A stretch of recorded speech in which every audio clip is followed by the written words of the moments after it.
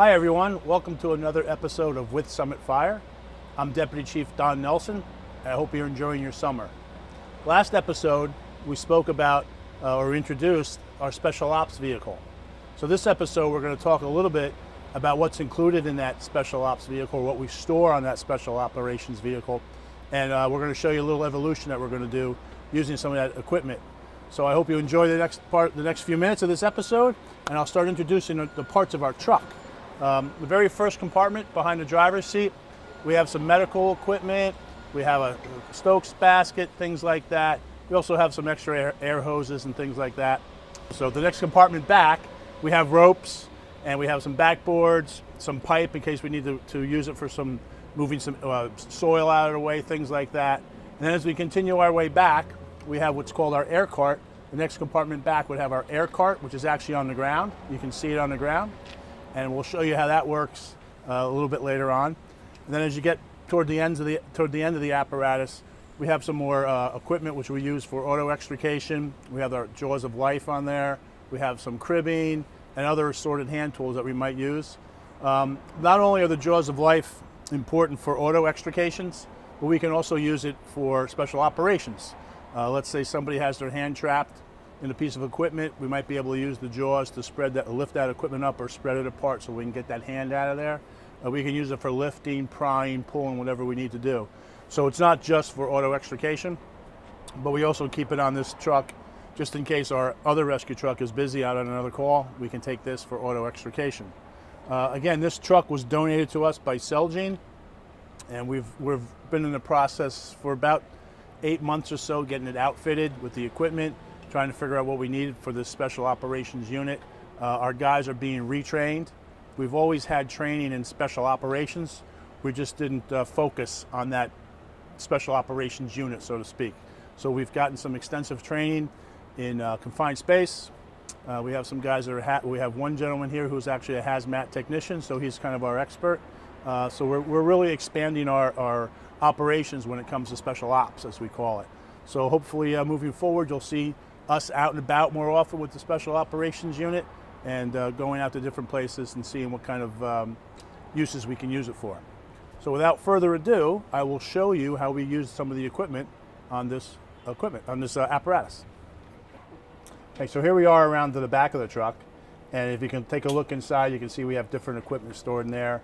We have those black boxes up toward the front of what we call rescue packs that the guys wear on their hips when they go inside of a hole, and it gives them some escape air to get out should something go wrong with their main air supply.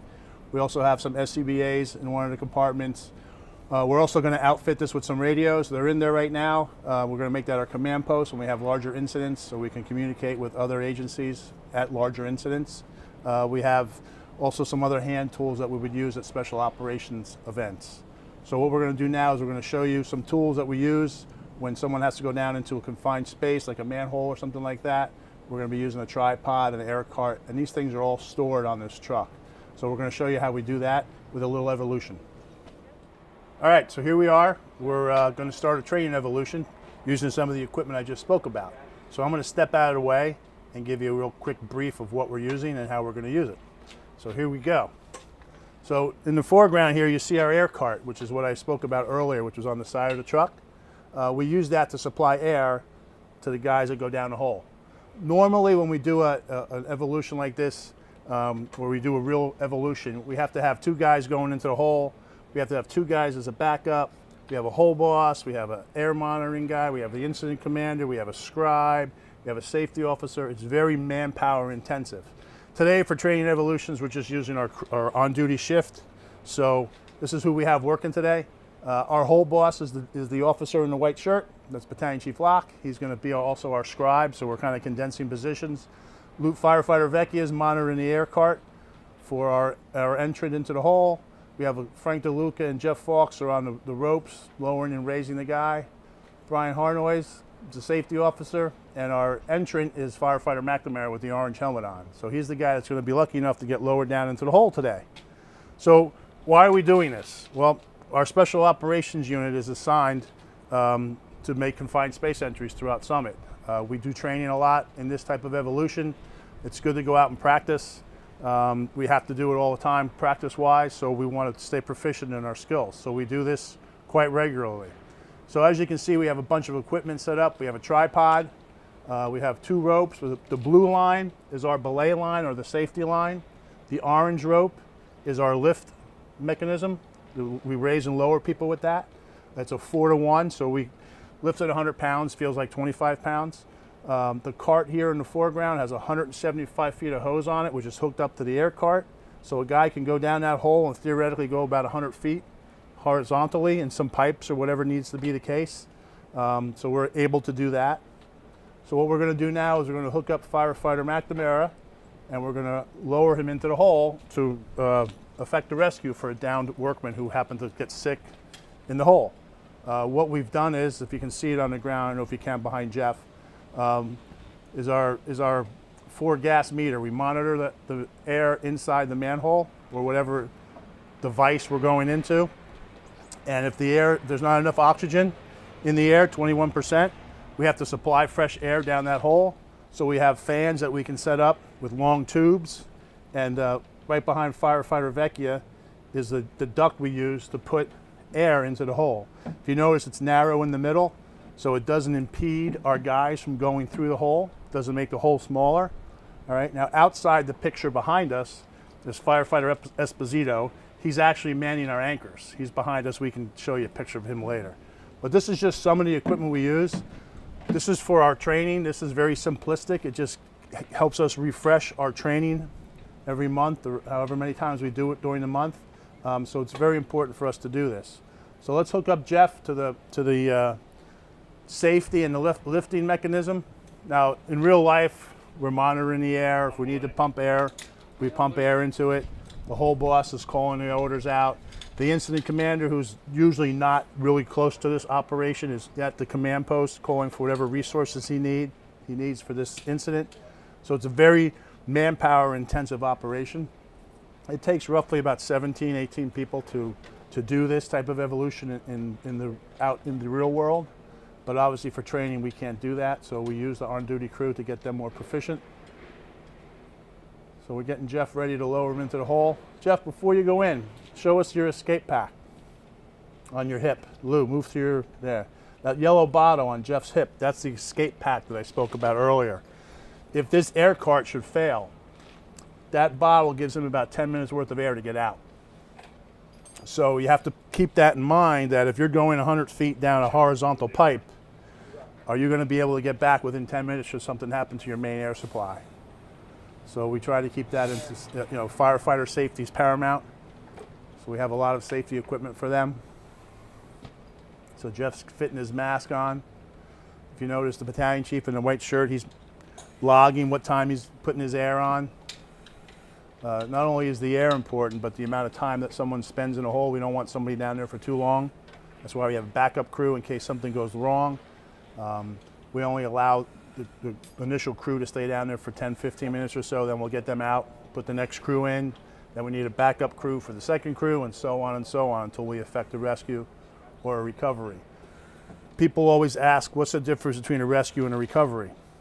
If we can rescue somebody who's still alive, that's called a rescue. If we have to rescue someone or get someone out of the vessel or the hole that's not alive, it's called a recovery.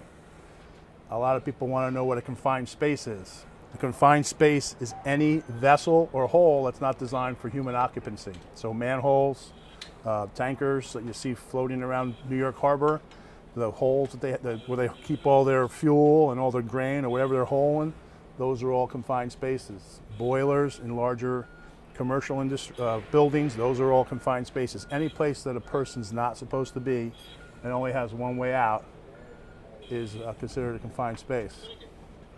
So right now Jeff's getting masked up. You hear the whole boss calling, the whole boss calling out the orders.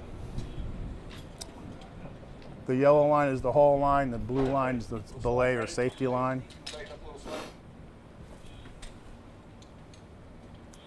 If you notice, we're not wearing our full turnout gear. It just makes the guys more bulkier, more wider, for lack of a better word.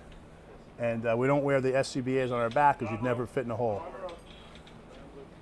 So now Jeff's actually floating in the air. Lower on orange. Getting ready to go. There he goes.